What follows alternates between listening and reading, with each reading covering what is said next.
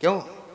रामचरितमानस में माता कैकेयी ने वो जहर पिया कि आज तक किसी भारतीय सनातन धर्म की नारी ने अपनी बेटी का नाम कैकेयी नहीं रखा। लोग कहते हैं माताओं को विष पीना चाहिए, लेकिन जरा विचार करना, क्या माता कैकेयी ने विष नहीं पिया? कौन सा विष पिया? बोले राम का जीवन बनाने के लिए। और एक बात याद रखना, कैकेयी के चरित्र पर दोष मत देना। अभी समाधान करेंगे हम, आप भी मानेंगे कि हाँ स्वामी जी ने बढ़िया सुनाया। कैकेयी के चरित्र पर दोष देने वाले कान खोल कर हमारी बात को सुनना। माता कैकेयी के दो वरदान कौन है? बोले सुनो प्राण प्रिय बाबत जी का, देहु एक बर बरतडी का, दूसर बर मांगो कर जोरी, उर्बौनाथ मनोरथ मोरी, उर्बौनाथ। माता कैकेयी के दो वरदान है। कौन? पहला भरत को राज्य मिले, दूसरा तापस बेस विशेष उदासी, और 14 बरस राम बनवासी। आप विचार करना प्यारे, माता कैकेयी के दो वरदान हैं। मंथुरा ने पूरी रात कही इस कथा सतसौत की। एक रात में हम तो आपको 1 घंटे में कुछ कथा नहीं सुना पाते हैं, लेकिन गजब है। कौन? मंथुरा, जिसने एक रात में कैकेयी को 100 सौतों की कथा सुनाई। लेकिन जरा विचार करना, क्या कैकेयी की मति पर कोई परिवर्तन हुआ? लेकिन जिस समय मंथुरा के मुंह से निकला कि महारानी कैकेयी जरा विचार करो, तुम्हारे पिता को दिया हुआ वचन है। कौन सा वचन राजा दशरथ ने कैकेयी के पिता को दिया था प्यारे? क्योंकि कैकेयी का स्वयंवर था, और स्वयंवर से पूर्व ही राजा दशरथ राजकुमार थे। उस समय विवाह नहीं हुआ था, और उसी समय पहुंचे। और वहां पर प्यारे माता कैकेयी अपने यहाँ सुबह का समय था, टहल रही थी। और राजा दशरथ को शिकार का शौक था, शिकार कर रहे थे। उसी समय राजा दशरथ ने एक हिरण हिरनी के ऊपर बाण छोड़ दिया। कैकेयी ने देखा कि हमारे राज्य पर कौन ऐसा आया। उसी समय कैकेयी भी धनुर्विद्या में निपुण थी, तो माता कैकेयी ने भी प्यारे एक बाण छोड़ा, तो राजा दशरथ के बाण के 2 टुकड़े हो गए। और जैसे ही 2 टुकड़े हुए, राजा दशरथ ने सारथी से पूछा बात क्या है? कौन है जिसने हमारे बाण को काट दिया? बोले जिसके आप स्वयंवर में आए हो, वो राजकुमारी ने आपके बाण को 2 टुकड़े कर दिए। राजा दशरथ उसी शाम को कैकेयी के पिता के पास पहुंचे, निवेदन करने लगे। कैकेयी के पिता ने कहा तुम्हारी बात सारी समझ में आ गई, लेकिन रघुकुल में तुम्हारे यहाँ वचन की बहुत वैल्यू है, इसलिए एक काम करो राजन, मुझे वचन दे दो। क्या वचन? बोले कैकेयी के गर्भ से जो संतान होगी वो अयोध्या के सिंहासन पर बैठेगी। पहला वचन क्या है? इसलिए कैकेयी ने वरदानों में हेर फेर नहीं किया। पहला क्या मांगा? बोले सुनो प्राण प्रिय अरि भावत जी का, और देव एक बर भरतटी का। पहला वरदान किसको? पहला वचन जो है राजा दशरथ ने कैकेयी के पिता को दिया। दूसरा वचन राजा दशरथ ने किसको दिया? दूसरे वचन के बदले में दूसरा वरदान रहा, तपस्सु बेस विशेष उदासी, 14 बरस राम बनवासी। दूसरा वचन किसको दिया प्यारे? जिस समय अयोध्या की धरती पर, अभी तो हम आपको केवल कारण बता रहे हैं, इसके बाद बताएंगे कहीं किसने किसने दोष दिया माता कैकेयी को, जो आज हम लोगों ने इतना दोषी मान लिया कि माता कैकेयी को 9.5 लाख वर्ष बीतने के बाद भी कैकेयी को कलंकित कर दिया। दूसरा वचन कौन सा था प्यारे? जिस समय अयोध्या की धरती पर पुत्रेष्ट यज्ञ हो रहा था, उसी समय, क्योंकि जब यज्ञ था तो राजा दशरथ ने अपने सारे रिश्तेदारों को और इष्ट मित्रों को निमंत्रण दिया। हमारे यहाँ पुत्रेष्ट यज्ञ है। जैसे तेतना ग्राम में इस समय मानस सम्मेलन चल रहा है, और मैं देख रहा हूं कि सबके यहाँ रिश्तेदार भरे हैं। आप कहें स्वामी जी आप कैसे समझ गए सबके यहाँ रिश्तेदार हैं? अरे रिश्तेदार ना होते तो हम घर में रुके होते, हम पंचायत में काय को पड़े होते। समझ गए आप लोग? यदि घर में रिश्तेदार ना होते तो घर में हमारा निवास होता। अरे घरों में रिश्तेदार हैं, हाउसफुल, सब कमरे हैं, अब कहीं कहीं जगह तो बची नहीं। अब बाबा जी आ रहे तो कहाँ रख दें? बोले पंचायत में रख दो। अच्छा, और लोग मानते हैं, बोले बाबा माने बवाल होता है, बाबा जितना गांव से दूर रहे उतना ही अच्छा है। इसलिए गांव के बाहर क्या है? पंचायत भवन है। जे कहो पंचायत भवन बनाता तो इसमें, नहीं तो वो गौशाला में बांध देते। लेकिन मैं एक अच्छी बात बता रहा हूं, जैसे आपने फूफा जी के द्वारा सुना, बहुत सुंदर बात क्या रही? एक जगत गुरु को बुलाना। ईमानदारी से बताना, तुम्हारे क्षेत्र में इतने सम्मेलन होते हैं, किसी भी सम्मेलन में आपने दो दो पीठाधीश्वरों को देखा? नहीं देखा। और एक बात मानना, एक जगत गुरु को बुलाना मानो एक हाथी बांध लेना, और 13 ग्राम ने तो दो दो हाथी बांध लिए हैं। प्यारे, बहुत ताज्जुब की बात है। एक हाथी बांध कर खिलाना बड़ी मुश्किल की बात होती है, और यहाँ तो दो दो हाथी बंधे हुए हैं। और एक बात और बता दें, आज बड़े सौभाग्यशाली हो आप लोग, क्योंकि मैं तो आपके सामने बोल ही रहा हूं। और ऐसे समझना प्यारे, जैसे हमारी वाणी को हमें समझना शेर, और जो हमारे बाद बोलेगा वो है गब्बर शेर। क्यों? अच्छा देखो, तेज तो हम बोलते ही हैं। अच्छा, बोलने में कहीं कंजूसी करते हैं? क्यों प्यारे? बोलने में हम कहीं कंजूसी करते हैं? हमारा 1 घंटे का बोलना 2 घंटे के बराबर होता है, हम तेज बोलते हैं। अच्छा, लोग कहते हैं तेज क्यों बोलते हो जब माइक लगा है? धीरे बोलो।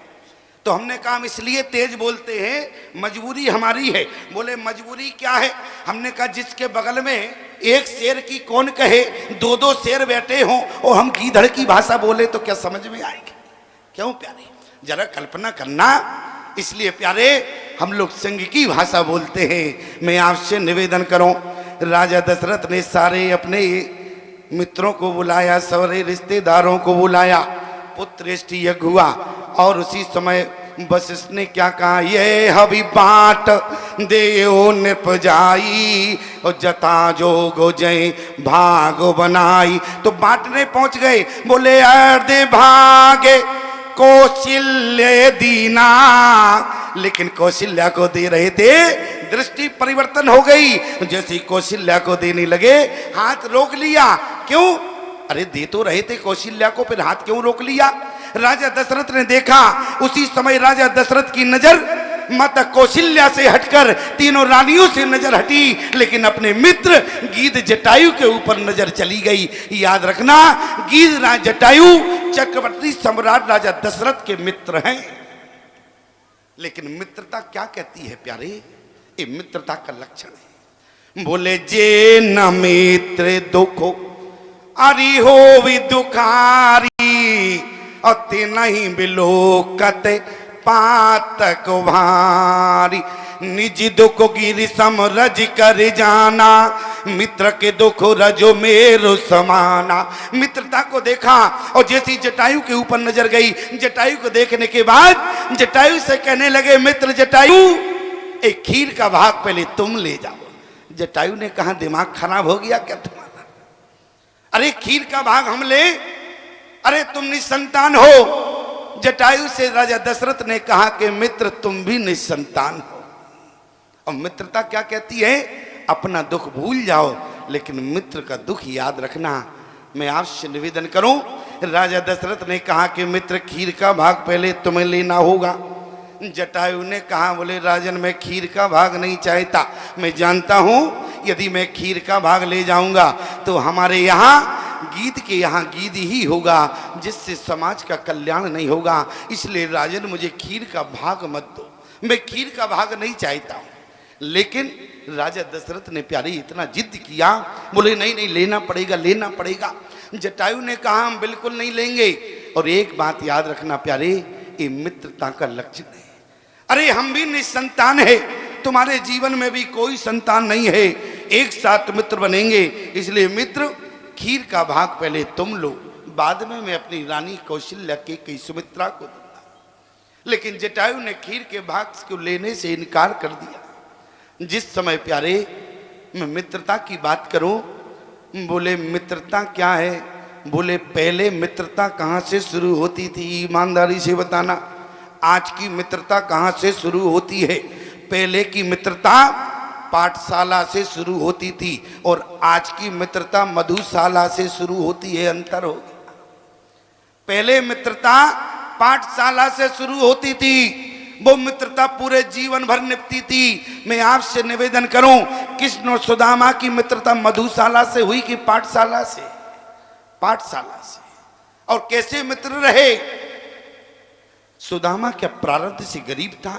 आपने इतनी बार श्रीमद् भागवत सुना, जरा विचार करें, क्या सुदामा जी प्रारब्ध से गरीब थे? क्या कारण था कि सुदामा के गरीब होने का? या सुदामा जन्म से गरीब थे? तो सुदामा ना तो प्रारब्ध से गरीब थे, ना ही सुदामा जन्म से गरीब थे। एक बात ध्यान रखना, केवल मित्रता का कारण रहा प्यारे, जिस कारण से सुदामा को गरीबी भोगनी पड़ी। मित्रता का कारण रहा। इसलिए सिद्धांत क्या कहता है? बोले जे न मित्र दुखो अरि हो वि दुखारी, अत्य नहीं बिलोकत पातक भारी, निज दुख गिरि सम रज कर जाना, मित्र के दुख रजो मेरो समाना। आज मित्रता की बात करें, आज की मित्रता दारू के ठेके से शुरू होती है। पता है आपको कब तक मित्रता रहती है? दारू के ठेके से की हुई मित्रता जब तक रहती है जब तक दारू का नशा रहता है। जहां नशा खत्म वहां मित्रता भी खत्म हो जाती है। ध्यान देना, कृष्ण और सुदामा की मित्रता की बात करें प्यारे, मित्रता में स्वार्थ नहीं होना चाहिए। कृष्ण और सुदामा एक गुरुकुल में पढ़ते थे प्यारे, और गुरुकुल में नियम होता है प्रतिदिन विद्यार्थियों की ड्यूटी लगाई जाती है। आज तुमको भोजन बनाना है, आज तुम्हें जंगल में लकड़ी काटने जाना है। और एक दिन क्या हुआ? बोले कृष्ण और सुदामा की ड्यूटी थी जंगल से लकड़ी लाने की। उसी समय गुरु माता ने एक पोटरी में भुने हुए चने बांध के सुदामा को दे दिए। बोली सुदामा जंगल में जाओगे, विलम्ब हो जाएगा, तो एक काम करना, ये चने भुजे हुए हैं, तुम दोनों लोग पा लेना। जाने में विलम्ब था, सुदामा ने चने की पोटरी को आश्रम में रख दिया। इतने में दुर्वासा ऋषि का आना हुआ। दुर्वासा ऋषि क्रोधी हैं। दुर्वासा ऋषि ने कहा भिक्षाम देहि। मैया ने कहा कि अभी घर में कुछ नहीं बना, इसलिए मना कर दिया। जो चने थे वो तो दे सुदामा को दे दिए थे, इसलिए घर में अब कुछ नहीं है। और जैसे ही मैया ने मना किया, दुर्वासा ऋषि ने आंख बंद करके देखा तो एक कपड़े में चने बंधे रखे हैं, वो भी भुजे हैं। और जैसे ही प्रारे देखा आंख बंद करके, तो दुर्वासा ऋषि ने श्राप दे दिया, जो इन चनों को खाएगा पूरे जीवन निर्धन रहेगा। ध्यान रखना, जो इन चनों को खाएगा पूरे जीवन निर्धन रहेगा। सुदामा वन में गए लकड़ी काटने के लिए, मौका देख रहे थे भगवान से दूरी कब बने। भगवान तो भगवान है, सब समझ गए। भगवान ने थोड़ी सी दूरी क्या बनाई, एक वृक्ष के नीचे सोने का नाटक करने लगे। सुदामा उसी वृक्ष के पीछे पहुंचकर उन चनों का पान करने लगा।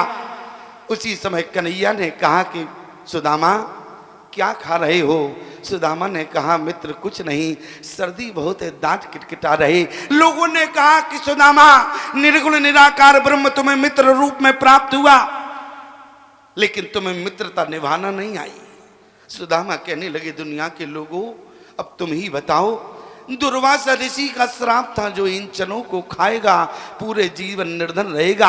अरे देने वाला तो परमात्मा होता है, और जब देने वाला ही संसार में गरीब हो जाएगा तो अपने भक्तों को कहां से देगा। इसलिए जीवन भर के लिए निर्धनता स्वीकार करने वाले सुदामा रहे और भगवान कन्हैया को अमीर बना दिया। जिस समय चावल खाने लगे मुट्ठी से भर के, रुक्मिणी ने हाथ पकड़ा तो भगवान कृष्ण ने क्या कहा? रुक्मिणी आज जो तुम वैभव देख रही हो वो हमारी बदौलत नहीं है, वो सुदामा की मेहरबानी है। आज यदि सुदामा का कर्ज ना होता, इसलिए रुक्मिणी से कहा आज मैं सुदामा का कर्ज चुका रहा हूं। ध्यान देना, ये क्या है? बोले जे न मित्र दुखो अरि हो वि दुखारी, अति नहीं बिलोकत पातक भारी, निज दुख गिरि सम रज करि जाना, मित्र के दुख रजु मेरु समाना। ये मित्रता का लक्षण है प्यारे। लेकिन हम समाज में देखते हैं, अरे मित्र की तो बात छोड़ो, लोग गुरु भी बनाते हैं तो स्वार्थ से बनाते हैं। लोग गुरु भी बनाते हैं तो स्वार्थ से बनाते हैं। आप कहें स्वामी जी गुरु भी स्वार्थ से बनाते हैं लोग पूछते हैं स्वामी जी कहाँ से आए, अच्छा वृंदावन से आए, तो पीछे पड़ जाते हैं, बोले दीक्षा लेने को। क्यों? अरे कम से कम वृंदावन जाएंगे तो कम से कम कमरा अच्छा मिलेगा, रहने को मिलेगा, खाने को भोजन में। अच्छा महाराज जी कहाँ से आए? बोले अयोध्या से। तो गुरु बनाने के पीछे पड़ जाते हैं। याद रखना प्यारे, गुरु बनाने में स्वार्थ नहीं होना चाहिए। एक व्यक्ति हमें मिला, बोले स्वामी जी आप कहाँ से आए? हमने कहा हम चित्रकूट से आए। बोले आश्रम कितना बड़ा है, कितने कमरे हैं? हमने कहा तुम्हें कमरों से क्या लेना देना? बोले हम आएंगे तो कमरा मिल जाएगा हमें कि नहीं? हमने कहा भले आदमी तो माँ के तो देखो, कमरा तो मिलेगा, यहाँ पूछने से क्या मतलब। एक बात याद रखना, गुरु बनाने में स्वार्थ नहीं होना चाहिए प्यारे। एक जगह हम कथा करने गए, एक व्यक्ति हमारे इतना पीछे पड़ गया, इतना पीछे पड़ा, और जैसे ही पीछे पड़ के क्या बोला, बोले हम आपकी दीक्षा लेना चाहते। हमने कहा भले आदमी इतनी जल्दी क्यों, अभी हम तुम्हारे गांव में पहली बार आए हैं, अरे कम से कम 1-2 बार आवे, तुम हमको जानो हम तुमको जाने, इसके बाद में दीक्षा की बात करना, अभी हम पहली बार किसी को दीक्षा नहीं देते। अरे बोले नहीं हम तो दीक्षा लेकर रहेंगे। हमने कहा बात क्या है, इतना पीछे पड़ा है, दीक्षा की बात कर रहा है। हमने कहा अच्छा ये बताओ दीक्षा लेना क्यों चाहते हो, क्यों पीछे पड़े हो? बोले क्या बतावे स्वामी जी हम गुंडों से बहुत परेशान हैं। हमने कहा हम क्या गुंडों से लड़ने जाएंगे क्या? अरे तुम गुंडों से परेशान हो तो दीक्षा से क्या संबंध है? अरे बोले स्वामी जी इसलिए आपकी दीक्षा ले रहे, आपकी कथा से लोग यहाँ प्रभावित हैं, लोग आपकी कथा से प्रभावित हैं, और हमारे गांव में गुंडे बहुत हैं। हमने कहा बात क्या है? बोले गुंडे बहुत हैं, हमारा छोटा सा धंधा है। हमने कहा धंधा क्या है? बोले धंधा क्या, केवल पान की दुकान है। क्या है? पान की दुकान है, और गुंडे बहुत हैं, आते हैं कहते हैं पान लगा, तो बोले हम पान लगाते हैं, और जैसे ही वो कहते हैं तुलसी छाप तमाकू डालना, तो हम तुलसी छाप तमाकू डालते, और जैसे ही वो पैसे तो देना नहीं होता है, वहीं पर खा लेते हैं और वहीं दुकान के नीचे थूक देते हैं, नालायक तुमने झूठ बोला, इसमें तुलसी छाप तमाकू थी। तो हमने कहा दीक्षा से समाधान कैसे होगा? बोले स्वामी जी जब हम आपकी दीक्षा ले लेंगे, आपको गुरु बनाएंगे, तो हमने कहा फिर क्या करोगे? बोले आपका एक फोटो लेंगे तो दुकान में लगा देंगे। हमने कहा फिर क्या होगा? बोले जैसे ही आपका फोटो एक दुकान में लगा देंगे और गुंडे आएंगे कहेंगे पान लगा, तो हम पान लगाएंगे, वो कहेंगे तुलसी छाप तमाकू, तो हम तुलसी छाप डालेंगे, और जैसे ही वो कहेंगे नालायक झूठ बोलते हो, तुलसी छाप तमाकू है, तो हम उन्हें विश्वास दिलाएंगे। हमने कहा कैसे दिलाओगे? बोले गुरु कसम, तुलसी छाप, गुरु कसम 365। अच्छा बताओ ऐसे गुरु मिले, ऐसे चेला मिले गुरु को, तो गुरु कोई दाव पे लगा दे तो समस्या खड़ी हो जाएगी। एक बार तो बहुत गंभीर समस्या खड़ी हो गई प्यारे। क्या हुआ? एक जगह हम गए, क्योंकि रात्रि का कभी कभी सफ़र करना पड़ता है, किसी के घर में रुकना पड़ता है, तो लगभग देखते हैं जो सात्विक प्रवृत्ति का हो उसके यहाँ हम लोग रुकते हैं जाके। और जैसे ही एक व्यक्ति के यहाँ हम रुके तो पति पत्नी में झगड़ा हो रहा था। हमने कहा झगड़ा क्यों? ऐसा तो नहीं हम आए इसलिए झगड़ा कर रहे हो। कई लोग होते हैं कि बाबा जी आ गए, अब बनाना पड़ेगा, खिलाना पड़ेगा, इसलिए एक काम करें झगड़ के भगा देते हैं इनको। हमने कहा हो सकता हो कि पति पत्नी नाटक कर रहे हो। हमने चेले से कहा एक काम करो, यहाँ भोजन की व्यवस्था नहीं है, आराम से सो जाओ, सुबह तो निकलना ही है अपन को। बोले कोई बात नहीं। अच्छा पति पत्नी बड़े गजब थे, झगड़ते झगड़ते हमारे पास आ गए, झगड़ते झगड़ते हमारे पास आए, और जैसे ही हमारे पास आए हम ऊपर के कमरे में रुके थे। पत्नी बोली मैंने कहा कि ये बताओ झगड़ क्यों रहे थे? पत्नी बोली क्या बताएं स्वामी जी, आपका चेला है बहुत झूठ बोलता है। हमने कहा क्यों? दीक्षा लेने के बाद झूठ बोला जाता है? अरे दीक्षा के बाद झूठ मत बोलना चाहिए, क्या को झूठ बोलना? अरे बोले स्वामी जी हम क्यों झूठ बोलते हैं, ये सबसे ज्यादा झूठ बोलती है, इसलिए इनको समझाओ। पत्नी बोली वाह हम झूठ बोलते हैं कि तुम झूठ बोलते हो? दोनों में झगड़ा हमारे ही सामने। हमने दोनों को डांट दिया, देखो जाओ आज के बाद झूठ मत बोलना, और दीक्षा लेने के बाद झूठ नहीं बोला जाता। पति तो था, तो शिष्य था, मान गया, वो भी शिष्य थी। बोली लेकिन हम ऐसे नहीं मानेंगे स्वामी जी। हमने कहा तो कैसे मानोगी भाई? हमने समझा दिया और समझने से समझ में आ गया। तो पत्नी बोली हम ऐसे नहीं मानेंगे। हमने कहा तो कैसे मानोगी? बोली जी आपकी सौगंध खा जावे तो हम मान लें। हमने कही हमारी क्यों खावे? क्यों भाई हमारी क्यों खावे? अरे बोले आपकी खा जावे तो हमने कहा हमारी नहीं खाएंगे, तुम्हारी खा जाए तो। अब बोले हमारी क्यों, हमारे तो छोटे छोटे बच्चे हैं, तुम्हारे कौन आगे पीछे रोने वाला। लेकिन ध्यान देना प्यारे, बाबाओं को बवाल मत समझना प्यारे, बाबा आपके जीवन का समाधान होते हैं। इसलिए मैं आपसे निवेदन करूं, गुरु बनाना तो स्वार्थ से मत बनाना, मित्रता रखना, मित्रता में स्वार्थ नहीं होना चाहिए। आज जिस समय गीधराज जटायु से कहा राजा दशरथ ने मित्र एक खीर का भाग पहले तुम लो, उसी समय जटायु ने कहा कि राजन मैं खीर का भाग नहीं चाहता हूं। बोले खीर का भाग लेना पड़ेगा। बोले मैं लेना नहीं चाहता, पर क्यों दे रहे हो, क्यों पीछे पड़े हो। राजा दशरथ ने कहा कि मित्र हम दोनों एक साथ पिता बनेंगे। लेकिन उसी समय जटायु ने कहा कि राजन, बोले रागी कोरीता अरे सदा चली आई और प्राणी जाई बर बचन न जाई। तुम्हारे रघुकुल में सबसे ज्यादा वचन की वैल्यू है, इसलिए राजन मैं यदि आपसे निवेदन करूं तो मुझे खीर का भाग मत दो, मेरे हाथ पे हाथ रख के मुझे केवल इतना वचन दे दो। गीधराज जटायु ने अपने मित्र से कहा कि मित्र क्या वचन चाहते हो प्यारे, इसको कहते हैं मित्रता। आज गीधराज जटायु ने कहा कि राजन मैं आपसे वचन चाहता हूं, तो उसी समय राजा दशरथ ने कहा कि मित्र क्या वचन चाहते हो। तो उसी समय गीधराज जटायु ने कहा कि राजन मैं केवल इतना वचन चाहता हूं, ये जो खीर का भाग तुम्हारे हाथ में है, ध्यान से सुनना, एक खीर का भाग जो तुम्हारे हाथ में है और खीर का भाग जो तुम्हारे हाथ में है, तुम जिस रानी को दोगे उस रानी के गर्भ से जो संतान होगी वो तुम्हारी अंतिम क्रिया नहीं बल्कि जटायु की अंतिम क्रिया करेगा। मैं केवल इतना वचन चाहता हूं।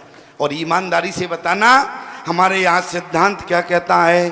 बोले पितु की अंत क्रिया करवे को अरे बड़ो पूत अधिकारी और सो पितु क्रिया भरत के सौंपी और प्रभु खग क्रिया समारी। क्योंकि पिता का अंतिम संस्कार करने का अधिकार बड़े बेटे को होता है। और जटायु का अंतिम संस्कार किसने किया? बोले भगवान राम ने किया। और दशरथ जी का अंतिम संस्कार बोले भैया भरत ने किया। क्यों? क्योंकि वचन की मर्यादा थी प्यारे, वचन रघुकुल में वचन की बहुत मर्यादा है। और आज कैकेयी ने क्या कहा? बोले तापस वेश विशेष उदासी 14 बरस राम बनवासी। आज माता कैकेयी ने कहा राम को 14 वर्ष का वनवास मांगा। दूसरा वचन था गीधराज जटायु को दिया होगा, उस वचन को निभाने के लिए राम को वन में जाना पड़ेगा। याद रखना हमारी बात को। लोगों ने कैकेयी को इतना अपयश दे दिया, इतना अपयश दिया प्यारे, कि किसी ने भी अपनी बेटी का नाम आज तक कैकेयी नहीं रखा।